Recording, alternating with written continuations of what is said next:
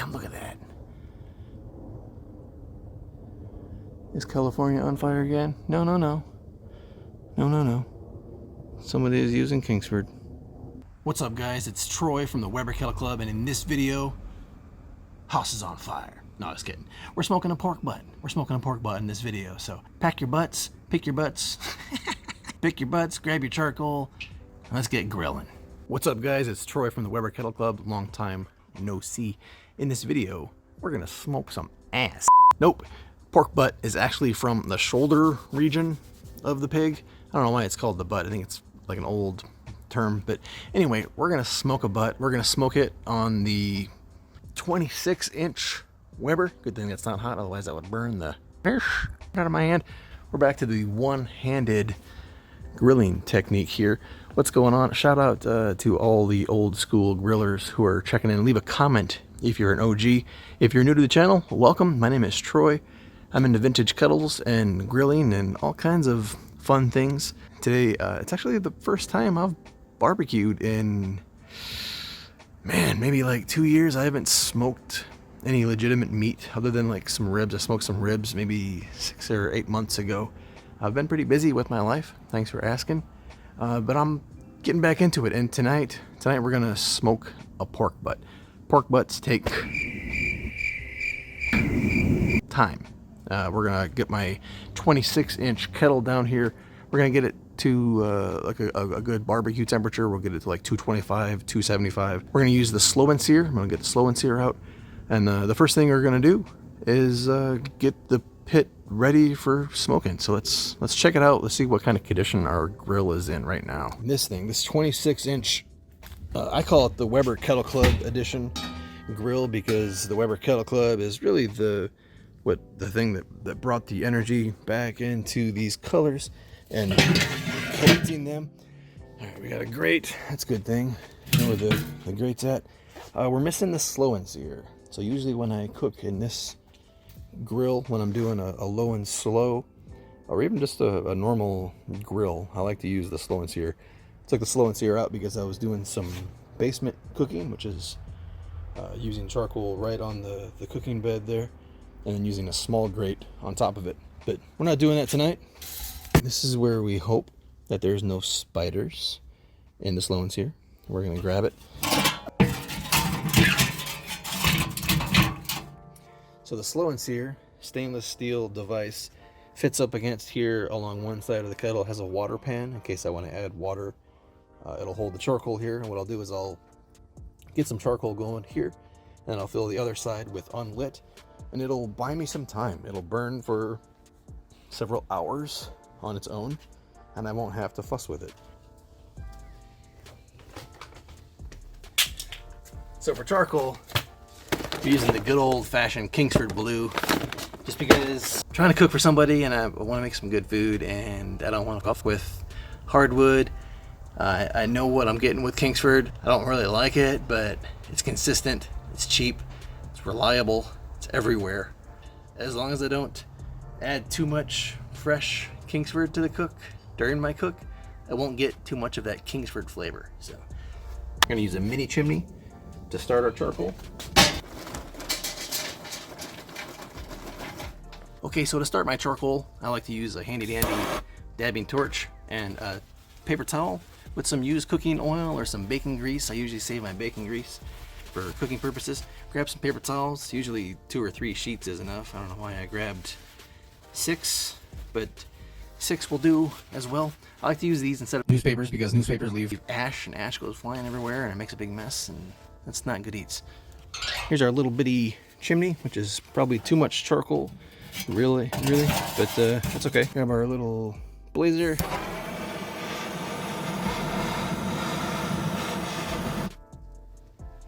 Wait, this usually smokes out the neighbors. This is why I don't like using Kingsford, because Kingsford makes this big plume of smoke, and I gotta hang out here outside.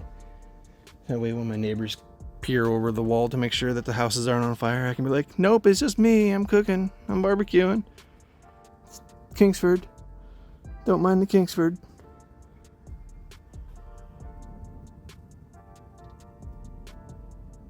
Sheesh. This is brand new bag.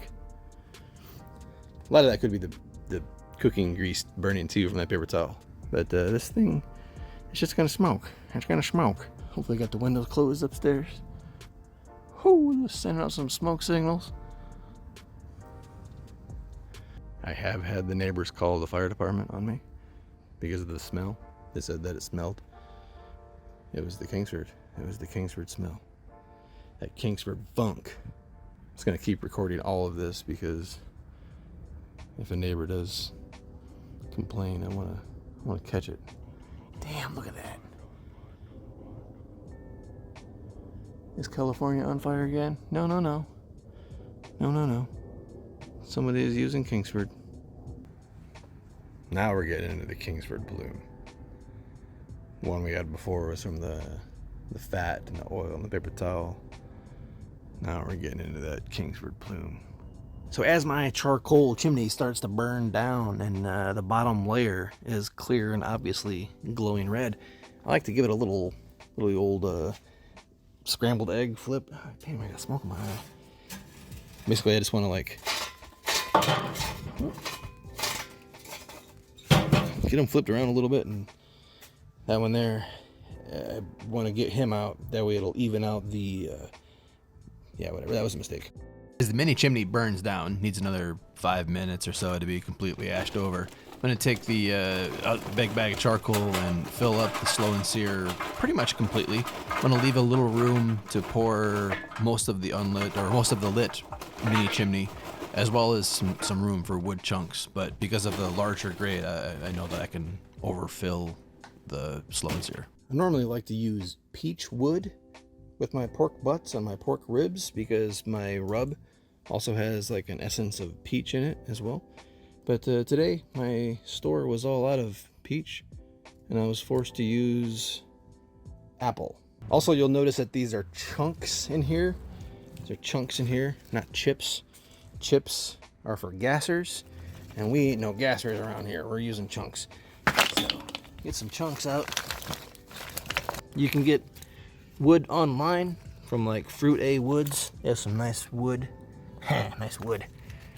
I intentionally slammed these down on the concrete so I could break them up a little bit into smaller chunks. Like that. These are perfect. These little fist-sized chunks. Watch the arm hair there, Mr. Chimney. Mr. Chimney. Get some of these small ones. These small ones are perfect. I like to give the wood a nice, good sniff. Put the wood right up to your face. Put your nose right into that wood. And just smell it. Smell it if you can smell any of that fruity or nuttiness. I can't really smell it in the apple wood, which is unfortunate because usually when I get the peach wood, I can smell a little bit of like peachy notes. Look at that shadow. Isn't that cool? Hey, what's up? If I were grilling right now, this would be perfect. I would pour this out and I'd close my grill and it'd be time to cook. But I'm not grilling, I'm smoking. So I'm actually gonna let this burn down for another minute and we'll go and prep our butt. I was gonna make a video about how to pick your butt, but that'd be a whole different thing for a YouTube challenge. So next video. Tonight, I got an 8-pound pork butt coming out of the fridge right here.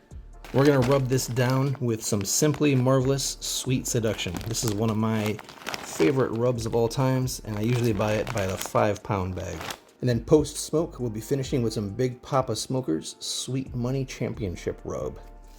And then a little bit of Blues Hog Original Barbecue Sauce. This is the good shit right here. I'm rubbing my butt with Simply Marvelous Sweet Seduction. I've been using this rub for about 10 years, and man, this rub has won over so many hearts.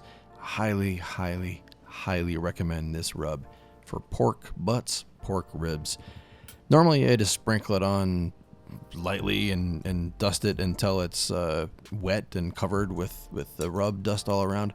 But this rub that I have here actually kind of clumped together because I've taken a break from barbecue for a while and my rub needed to be broken apart. I whipped it with a fork a little bit, but cut that part out. I went in extra thick with the Simply Marvelous Sweet Seduction rub this time. Rubbed it in real thick, even clumping it on, caking it on, building up a layer of rub. I really wanted to make sure I get a nice tasty crust, really nice thick bark at as the finalized product. So yeah, I rubbed it on real thick, went on thick, rub that butt thick, squeeze that butt. All right, so now our butt is rubbed and our Kingsford is glowing like the sun. We're ready to dump it out. I'm gonna dump the, ooh, that is a hot little chimney. That is a real hot little chimney. And what I wanna do is I wanna get a little bit on the side and then a little bit into the Slow N Sear. This portion right here is going to heat the grill, and this portion here is going to get my Slow N Sear started. There we go.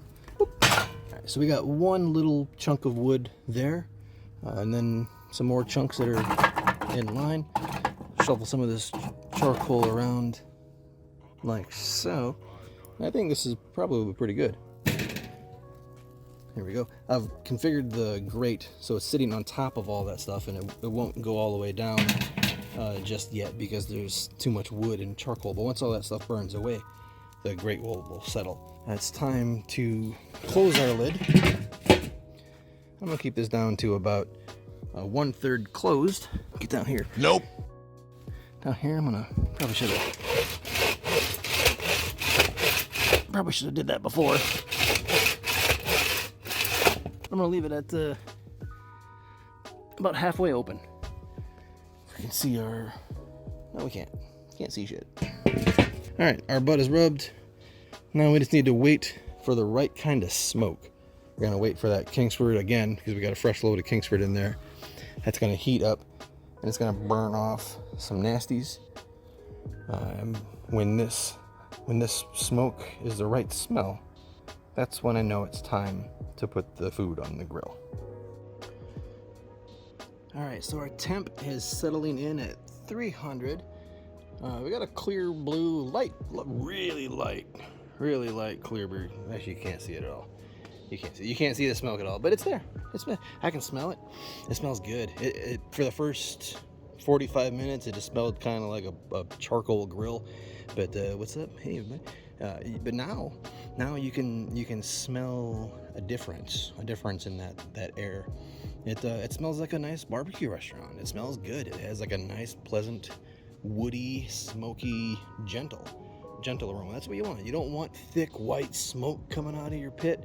You don't want that. Now it's time to put the butt on. Right, Luna? What say you? You ready to put some butts on the grill? You ready to put some butts on the grill?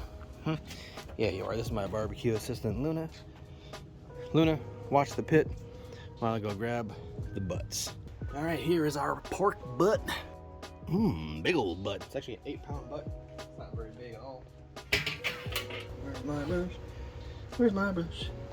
Holy shit, where's my brush?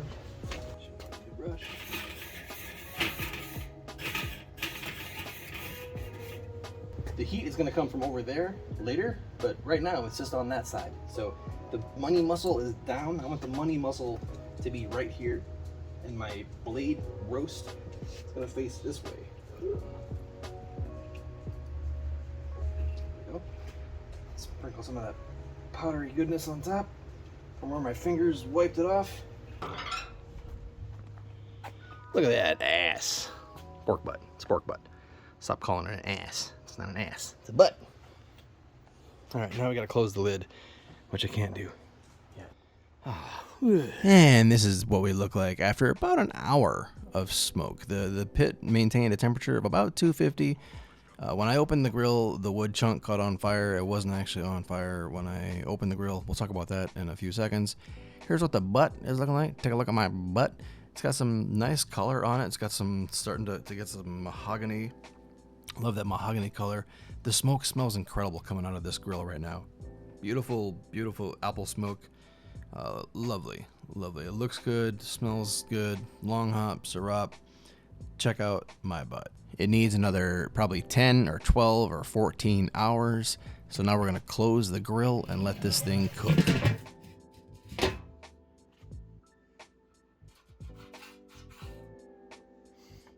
Little tip. Sometimes when you leave the grill open too long and your wood catches on fire, it's a problem. See a doctor. Close the vent. for about 30 seconds, maybe 45 seconds if your grill is sloppy and loose. This will extinguish those flames. Those flames will put up nasty smoke that we don't want right now, too close to the meat. So it's important to put those flames out.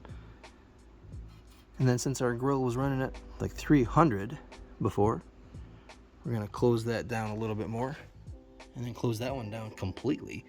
All right, we've been cruising along for about 2 hours, 3 hours. Our temperature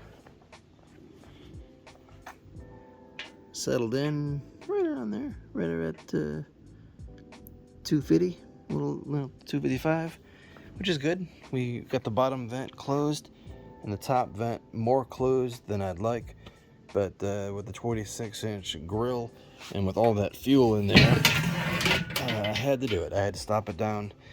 What I have here is what I would call a Bucky looking butt. Rest in peace, Bucky. But this is the kind of bark that Bucky used to always get on his butts. And I always envied it. And I think I figured out how to do it.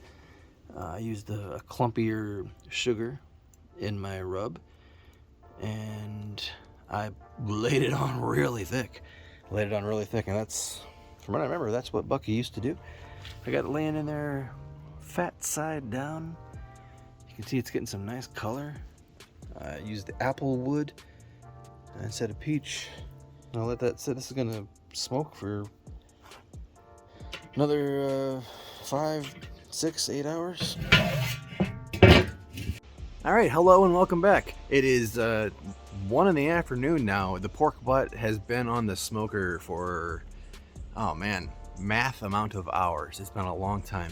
Let me tell you what happened. I got plenty of sleep. I went to bed at 1 in the morning after vaping some weed and doing some dabs, eating some food, watching some F1 racing. And then at 4 in the morning, I got up just to check on the butt. The smoker temperature was doing great. The meat was in its stall. It was like at 150, 160 degrees. The stall is when the pork butt is rendering fat and the liquid evaporating from the pork butt cools the meat just as fast as it's cooking. So it keeps the meat at like an internal of 160 until it meets like a threshold of where there's enough fat rendered and evaporated off to where the evaporative cooling stops. I stopped my stall by wrapping my pork butt in aluminum foil. Let's switch the camera around. So with my pork butt wrapped in aluminum foil, I can prevent some of that evaporative cooling and keep the same color that I'm looking for on this butt. So let's get in here and take a look at it. It looks wonderful. Looks pretty good in there. And what I'm gonna do here with this probe, my thermopen, I'm actually not looking at the temperature, but I'm just looking for it to be buttery, tender, and I want my probe to go in like butter. So right now it's at 176 internal. Usually I like to go till 200 or 195 just to get the right full tenderness on here. And I'm gonna let it ride just for a little bit longer. We got some charcoal left. I did add more charcoal and I added the Weber briquettes because I don't like adding the Kingsford briquettes during my smoke. The Kingsford briquettes kind of have a nasty smell, a nasty taste. So I like to add the Weber briquettes. They don't impart as much flavor as those Kingsford briquettes. So we're gonna give this maybe another 30 minutes or so, another hour, and then we'll take this off. All right, it is 3 o'clock, way past the point where my pork was supposed to be done. We were supposed to eat like 3.5 hours ago, but my guest actually rescheduled, so it's actually not a big deal. So I just kind of turned the butt into a practice round. Let's take a look at this butt. Temperature in the 26 is still riding at 250, which is perfect. Man, it was so easy. This smoke was so easy. There was like no effort involved whatsoever. Let's get in here, take a look at that butt, peel some of this foil away. Oh yeah, this is the fat side. This is the fat side up right now, which is cool. The bone looks like it's about to fall out. Gonna poke through there with my thermopen. It's probe tender. It goes in like butter. There's no resistance, especially right there. Like there's some thick part in there, but for the most part, this thing is this probe tender throughout. Like that probe just goes in. It's only sitting at like 160 in some of those areas. Like I said, this has been kind of a weird cook, but this butt is done. This butt is completely done. To take it off, I'm gonna put it into a Pyrex dish, like one of these Pyrex containers. And the reason for that is because I don't want to lose any of these juices, these precious juices. This is going to be a challenge, so I'm going to sit you down here.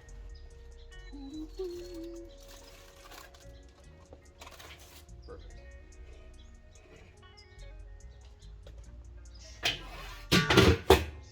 Now let's go pull some butt. You want it as still as possible? Preferably. Okay, I'll try not to breathe. Yeah, try not to breathe the whole time. All right. Quickly. Okay, my daughter's gonna hold her breath while we pull this pork, and it's important that we pull this in a timely manner, otherwise she will die. So I'm putting the pork out into this Pyrex container. The tools of choice are 2 forks.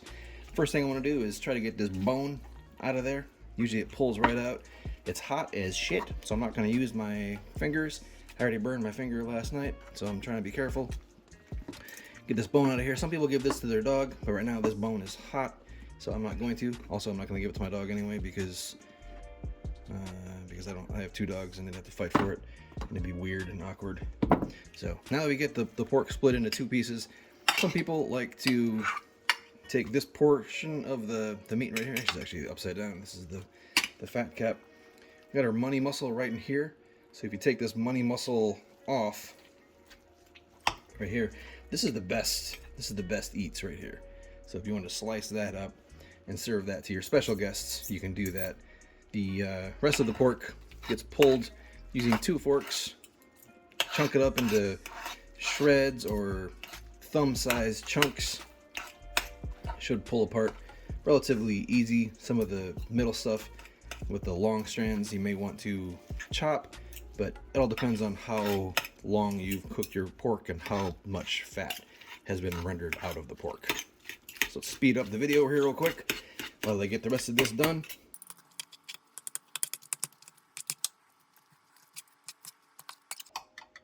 You can breathe. Have you been breathing? Have you been breathing? I've been breathing! Move. I was just joking. So that's pretty much the extent of the pulling that I like to do. Again, I like thumb-sized chunks. I want to pick up chunks of meat and eat it, whether it's on nachos or on sandwiches, or just shoved directly into my face hole. I'm going to decorate it with some Big Papa Smokers Sweet Money Championship rub. They also make a finishing rub, but I like this one better. Honestly, I'm just gonna dust the top. I'm gonna toss it. I'm going to toss it to get the rub to settle in a little bit. And this is the secret punch right here. Step 2. Oops. Oh, chef sample. Then you dust it again to make sure that you got plenty of that fresh, unsmoked rub on here. Salt. Need some salt. Usually I use Fleur de Sel or some finishing salt. Nice hefty pinch of salt. Wake everything up. Ta-da. This pork is done. End the video, leave a comment. Thanks for watching. Bam. Before you leave a comment that I can't finish the video without the inevitable face hole stuffing, let's grab some meat here. Yeah, it's a big chunk. Let's try some of our pulled pork.